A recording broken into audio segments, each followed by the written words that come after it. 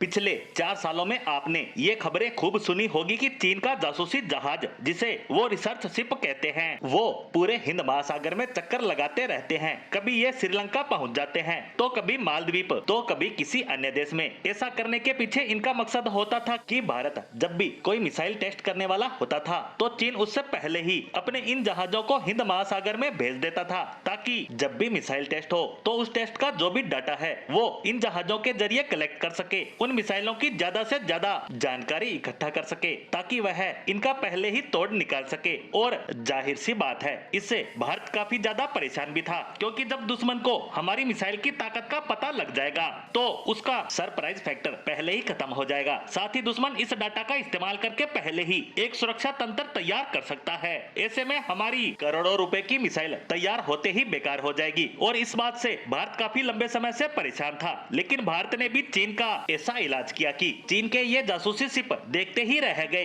दरअसल भारत ने पिछले 1 साल में बहुत सारी ऐसी अनाउंसमेंट की जिसके तहत हम अपनी मिसाइल का टेस्ट करने वाले थे, और भारत जब भी ऐसी घोषणा करता था, चीन अपने जासूसी शिप को पहले ही तैनात कर देता था। लेकिन भारत चीन से 2 कदम आगे निकला, और जैसे ही चीन के ये शिप्स इस इलाके में पहुंच जाते थे, भारत मिसाइल टेस्ट कैंसिल कर देता था। यानी भेड़िया आया वाली कहानी चीन के साथ होने लगी। और आप जानकर हैरान होंगे कि इस साल 2024 में तो भारत ने हद से ज्यादा नोटिंग वार्निंग जारी की और टेस्ट कैंसिल किए, जिससे कि चीन को काफी नुकसान हुआ, क्योंकि सिर्फ एक रिसर्च शिप को चीन से इतनी दूर पहुंचने और वापस जाने में अरबों रुपए खर्च आता है। और इसी बात से चीन इतना ज्यादा परेशान हो गया कि मालदीव, श्रीलंका या अन्य सभी जगह इनके जो रिसर्च शिप थे उनको इन्होंने वापस बुला लिया, और सोचा कि भारत मिसाइल टेस्ट करने की जगह हमें परेशान कर रहा है और हमारे अरबों रुपए खर्च करवा रहा है। ऐसे में ये सारे शिप श्रीलंका पहुंच जाते हैं, और जैसे ही चीन ने ऐसा किया, भारत ने फिर से ऐसे ही टेस्ट की घोषणा कर दी। और